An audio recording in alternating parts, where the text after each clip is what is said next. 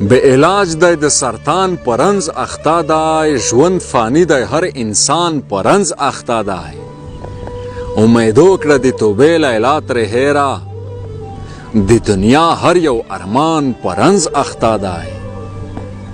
او چې د ښار په محلو کې زړه تنګ دی مغرور نه دی بیابان پرنز اخته دی او له هغه نه د جهان تمه بس ده هغه روغ نه دی د ځان پرنز اخته دی او زه به څه د ژوند له خونده سکه وکړم